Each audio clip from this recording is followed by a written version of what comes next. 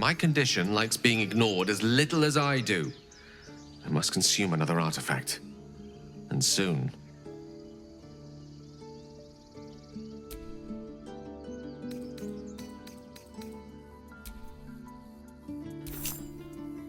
Thank you.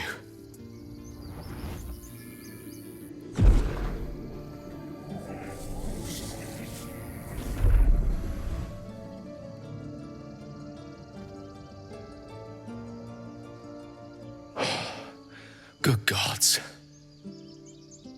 It hardly has any effect. Oh, Mystra, have mercy on us all. Listen, I need to speak to you, to all of you. It would be unconscionable of me to remain silent. I appreciate it greatly, but I can no longer keep you in the dark. You have to know who I was. You have to know who I really am. What I am is a walking shadow of the promise I once held. I'm what one might call a wizard prodigy, who from an early age could not only control the weave, but compose it, much like a musician or a poet. Such was my skill that it earned me the attention of the mother of magic herself, the Lady of Mysteries, the goddess Mystra. She revealed herself to me and she became my teacher. In time, she became my muse, and later even my lover.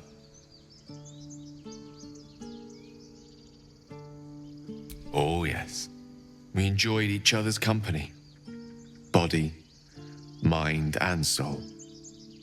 But even so, I desired more. You see, no matter how powerful a wizard we mortals can become, we never scratch more than the surface of the weave. Mystra keeps us in check. There are boundaries she doesn't let us cross, yet every time I was with her, I stood on the precipice, gazing into the wonders that lay beyond. I sought to cross her boundaries.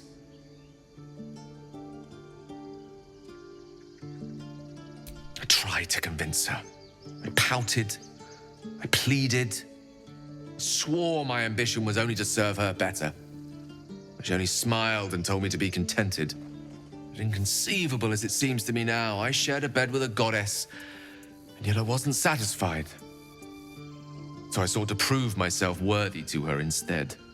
We come now to the crux of my folly. Shall I share the story behind it, or would you rather head straight to its sordid finale? Very well. Here goes. Once upon a very long time ago, a mighty lord lived in a tower. A flying tower, to be precise. I'll save his history for another time, but the gist of it is that he sought to usurp the goddess of magic so that he could become a god himself. He almost managed, but not quite, and his entire empire, Netheril, came crashing down around him as he turned to stone. The magic that was unleashed that day was phenomenal. Roiling like the prime chaos that outdates creation. Even the weave itself could not withstand the onslaught. It fractured, then shattered, and all magic was lost to the mortal realms, until the day Mystra returned. She restored the weave, reuniting all its scattered shards. Or so I thought. Until, in the course of my studies, I learned of a book. A Netherese tome in which a piece of the fractured weave had been sealed beyond her reach.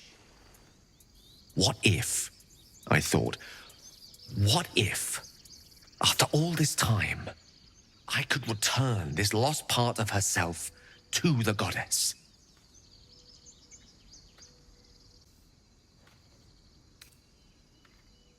You know me. My gestures can never be grand enough. I was certain that this deed of raw power, draped in romance, would convince Mystra to take me by the hand and welcome me into her hitherto forbidden domains. I was mistaken. I obtained the fabled book and took it into my study. As for what happened next... Here. Place your hand over my heart. Let me show you.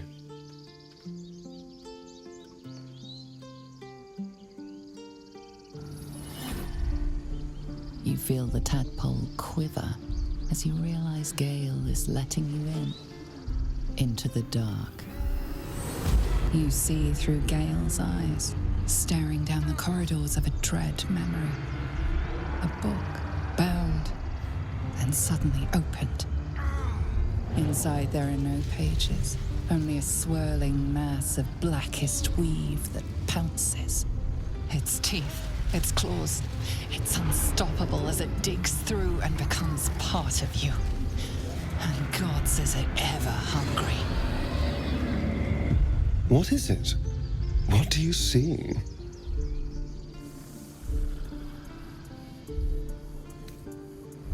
Thankfully, the moment I absorbed the fragment wasn't enough to kill me outright.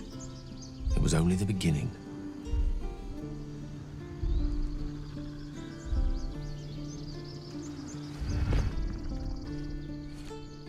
This Netherese blight, this orb, for lack of a better word, is balled up inside my chest. And it needs to be fed. As long as I absorb traces of the weave from potent enough sources, it remains quiet. Were it ever to fully destabilize, however. Rather worse, actually. I will erupt. I don't know the exact magnitude of the eruption, but given my studies of Netherese magic, I'd say even a fragment as small as the one I carry, it'd level a city the size of Waterdeep.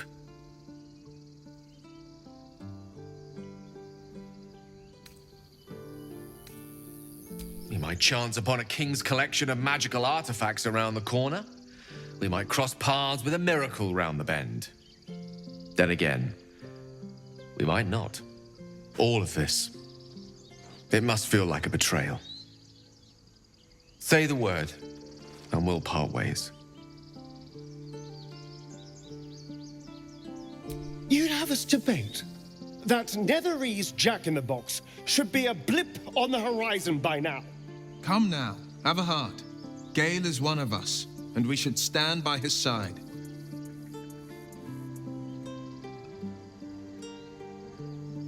That is a great relief. Oh, a great relief indeed. You truly are a soul that steals my own. From all my new rallied heart, I thank you. I thank you all. I understand if you stand against me. I'm humbled if you stand with me. Either way, I will do my best not to let you down. I stand at a precipice, but if you do not give up hope, neither shall I. I'll fight. I'll resist as long as I can. Now, even I am tired of the sound of my own voice. Let us venture forth.